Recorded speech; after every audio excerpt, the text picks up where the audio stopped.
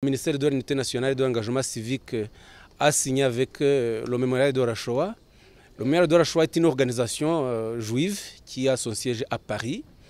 L'objectif de la formation est de nous donner, à notre personnel des connaissances, des compétences et l'expertise nécessaires pour la conservation de la mémoire, mais aussi l'éducation des méthodes de guidage au niveau des mémoriaux, d'archivage et de mémorisation des preuves du génocide et de l'histoire en général. Un certain nombre du personnel que nous avons ici travaille sur les mémoriaux. Donc, ils ont besoin de connaissances assez larges sur l'histoire dans son ensemble, la connaissance des génocides, de déroulement, de processus de préparation, des connaissances sur le négationnisme afin de pouvoir l'expliquer avec des techniques et des mots concrets, adéquats, qui pourront être adaptés aussi à la réalité rwandaise, parce que chaque mémorial a son histoire propre, mais qui s'inscrit aussi dans une vision générale de la connaissance du génocide, raison pour laquelle ce type de formation est très utile et importante pour non seulement le personnel du Minumwe, mais aussi nos partenaires. On a des partenaires qui viennent de Aegis Trust, d'Ibuka et de JARG, qui sont aussi des organisations de rescapés du génocide qui travaillent dans la conservation de la mémoire et qui ont aussi besoin de ce type de techniques et de connaissances.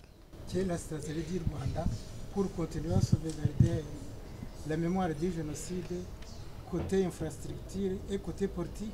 Il y a les politiciens qui prêchent la haine. Bon, déjà les infrastructures, nous les avons. Il y a des mémoriaux qui sont construits dans le pays. Certains, selon la loi, évidemment, il y a des mémoriaux qui sont au plan national, nous en avons 8. Et il y a les autres mémoriaux sont gérés par les districts. Et le ministère apporte son expertise, son conseil et la coordination du cadre mémoriel dans son ensemble. L'autre volet, c'est le volet de l'exposition. L'exposition, c'est-à-dire rendre les mémoriaux vivants, pour pouvoir, dans chaque mémorial, y mettre des techniques, des modalités qui permettent de transmettre l'histoire régionale, locale de chaque mémorial. Ça, c'est le travail que nous allons continuer à faire, suivant des périodes annuelles ou trimestrielles.